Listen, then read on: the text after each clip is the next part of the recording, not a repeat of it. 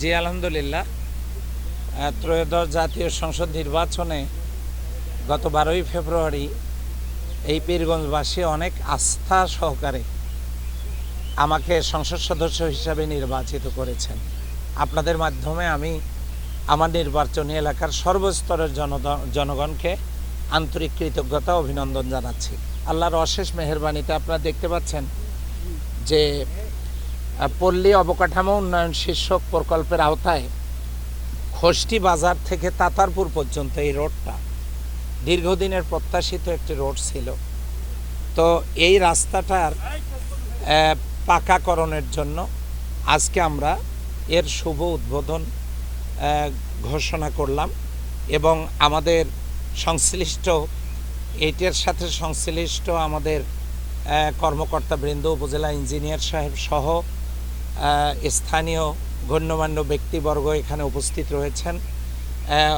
কৌতূহলী মা বোনেরাও এসেছেন যে প্রথম এমপি নির্বাচিত হওয়ার পরে প্রথম কাজ তারাও একটু দেখার জন্য এসেছেন।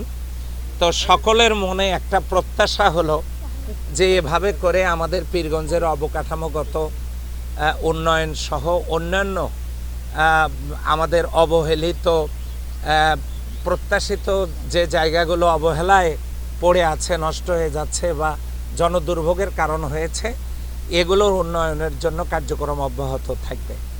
আজকে এই প্রথম এই রাস্তা, এই প্রজেক্ট, এই প্রকল্প উদ্বোধনের সুযোগ পেয়ে আমি আল্লাহ তাআলার দরবারে শুকরিয়া আদায় করছি।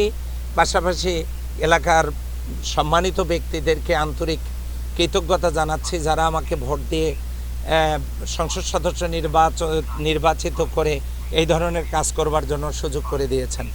আপনাদেরকে ধন্যবাদ, আপনারা কষ্ট করে এসেছেন। আপনাদের মাধ্যমে আমি দেশবাসীর কাছে দোয়া চাই আগামী দিনে এই ধরনের কাজগুলো অব্যাহত থাকুক, আমরা সকলে মিলে যেন পীরগঞ্জের উন্নয়নে কাজ করতে পারি। সবাই মিলে হৃদয়ের রং তুলিতে আমরা বাংলাদেশকে সাজাতে পারি পীরগঞ্জকে। এই পীরগঞ্জকে নিয়ে মানুষের অনেক প্রত্যাশা, স্বপ্ন। এখানে শহীদ আবু সাইদ ঘুমিয়ে আছেন। আমরা যেন সকলে মিলে এই পীরগঞ্জের সুনামকে অক্ষুণ্ণ রাখতে পারি। আপনারা সকলে আমাদেরকে সহযোগিতা করবেন। দল, মত, জাতি, ধর্ম, বর্ণ, গোত্র নির্বিশেষে, মুসলিম, নন মুসলিম, নারী পুরুষ সবাই মিলে আমরা যেন ঐক্যবদ্ধভাবে কাজ করতে পারি। এইটুকু আবদার, আবেদন, দরখাস্ত আল্লাহর কাছে পেশ করছি, আপনাদের কাছেও প্রত্যাশা করছি। আসুন আমরা সকলে মিলে এই ধরনের ভালো কাজগুলো করে যাই। আল্লাহ কবুল করুন, আমিন। আসসালামু আলাইকুম ওয়া রাহমাতুল্লাহ।